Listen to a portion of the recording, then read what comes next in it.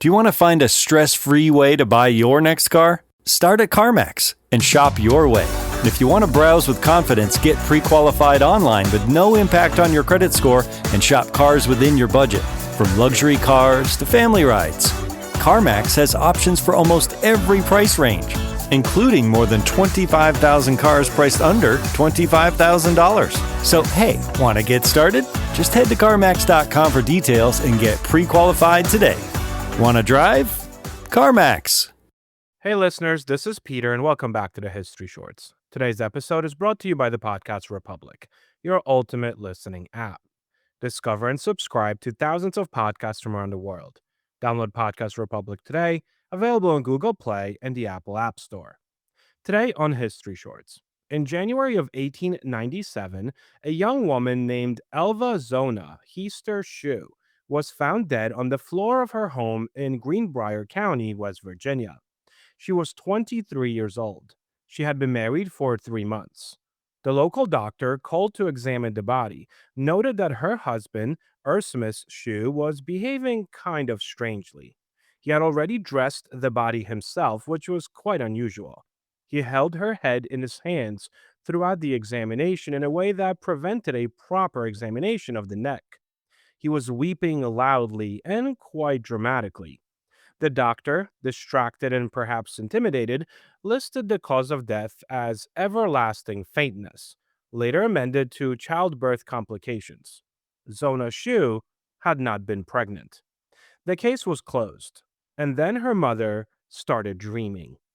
Our history brief today goes back to some today in context and the importance of Taiwan.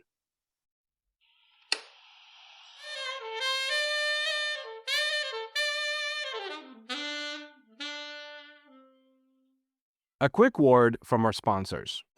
Thank you for calling the Bombas Comfort Line. Bombas make socks, slippers, tees, and underwear made with the highest quality materials. Press 1 for comfort, 2 for style, 3 for donation. You chose style. Bombas has styles for whatever you enjoy. You can run in Bombas, lounge in Bombas, dress them up, dress them down, but always give back in Bombas. Because with every item purchased, another is donated. Bombas, comfort worth calling for. Go to bombas.com/audio and use code AUDIO for 20% off your first purchase. That's BOMBAS.com and use code AUDIO.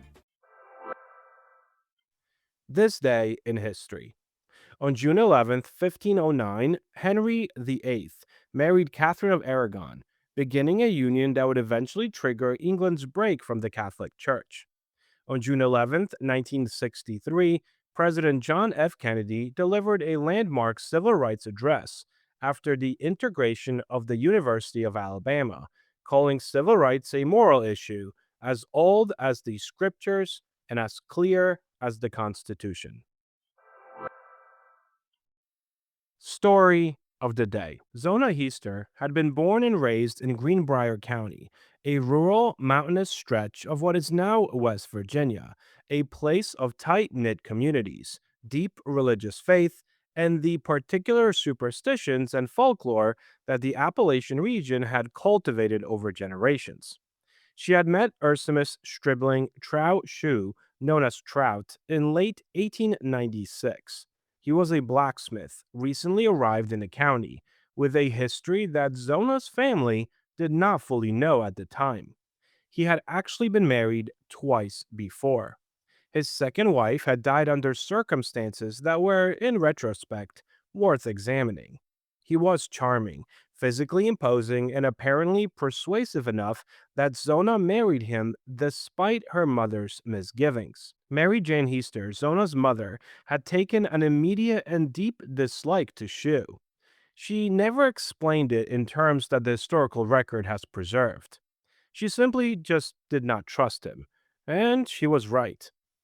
After Zona's death, Shue controlled the funeral arrangements with an intensity that struck neighbors as quite unusual. He insisted on dressing the body himself. He placed a high-collared dress on Zona, which was unusual for the period, and wrapped a thick veil around her neck. He placed a pillow on one side of her head in a coffin and a rolled-up cloth on the other side. When neighbors came to pay their respects and attempted to look more closely at Zona's face and neck, Shue positioned himself beside the coffin and became agitated at any close examination. Several people later recalled that when they moved Zona's head, it seemed quite loose, moving in a way that a head just should not move. Nobody said anything at the time. Mary Jane Heaster said something later. In the weeks after Zona's burial, Mary Jane prayed every night, she later testified, for God to reveal the truth about her daughter's death. And then, she said, Zona came to her 4 nights in a row. In dreams that Heaster described as more vivid and more real than any ordinary dream, her daughter standing at the foot of her bed, illuminated by a strange light, speaking clearly. Zona told her mother what had happened. Shue had come home angry. He had attacked her, and he had broken her neck.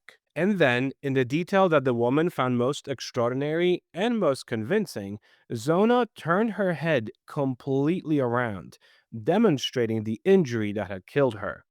Mary Jane went to the local prosecutor.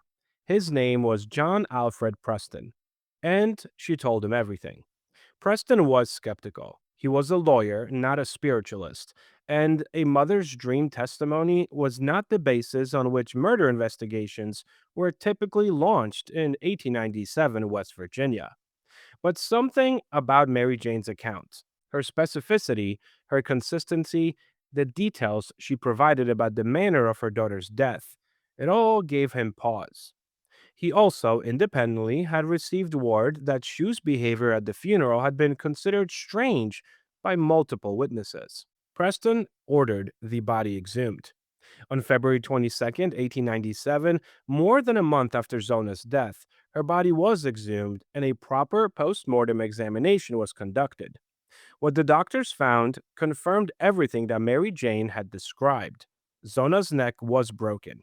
The first and second cervical vertebrae had been dislocated. The ligaments on one side of her neck had been torn. The windpipe had bruising consistent with manual strangulation. Zona Shue had been murdered. Her husband was promptly arrested. The trial of Erasmus Stribbling in June of 1897 was one of the most unusual proceedings in West Virginia legal history. Mary Jane took the stand. The prosecutor, Preston, had decided not to introduce the ghost dreams as direct evidence, understanding that a jury might find them more damaging than helpful to the prosecutor's case. But the defense attorney, apparently believing that discrediting Mary Jane would help his client, made a serious tactical error. He asked her about the dreams on cross examination. Mary Jane described them in full, calmly, consistently, and with a conviction that the jury found compelling. The defense had handed the prosecution its most powerful witness moment.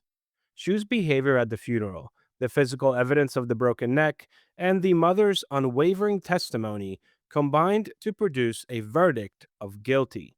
He was sentenced to life imprisonment. He died in the West Virginia State Penitentiary in 1900, 3 years into his sentence. The History Brief. If you ask many foreign policy experts what single place is most likely to trigger a major conflict between the world's great powers, well, the answer is often surprisingly small: Taiwan. An island roughly the size of Maryland, located about 100 miles off the coast of China, has become one of the most dangerous geopolitical flashpoints on Earth. But to understand why, you have to go back to a civil war that never truly ended. The story begins in 1949. After decades of fighting, the Chinese Civil War ended with victory for the Chinese Communist Party under Mao Zedong. The defeated nationalist government, led by Chiang Kai-shek, fled to Taiwan along with roughly 2 million soldiers, officials, and civilians. On the mainland, Mao established the People's Republic of China. On Taiwan, Kai-shek's government continued to call itself the Republic of China. Both governments claimed to be the legitimate government of all China, and for decades, neither side recognized the other's legitimacy. At first, much of the world, including the United States, recognized Taiwan's government as the official government of China. But as the People's Republic grew more powerful, that position became increasingly difficult to maintain. In the 1970s, the diplomatic landscape shifted dramatically. The United States and many other nations formally recognized Beijing as the government of China.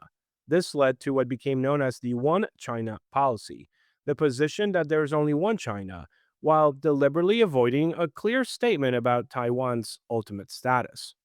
And that's where things get complicated. China views Taiwan as a breakaway province that must eventually be reunified with the mainland. Many people in Taiwan increasingly view themselves as having a distinct identity and thus prefer maintaining their self governing democratic system. Meanwhile, most countries, including the United States, maintain unofficial relations with Taiwan while officially recognizing Beijing. The result is a diplomatic balancing act that has lasted for decades. Then there's the concept of strategic ambiguity. Since the late 1970s, the United States has deliberately avoided saying exactly what it would do if China attempted to invade Taiwan. Washington provides Taiwan with defensive weapons and maintains close ties, but it has never explicitly guaranteed military intervention.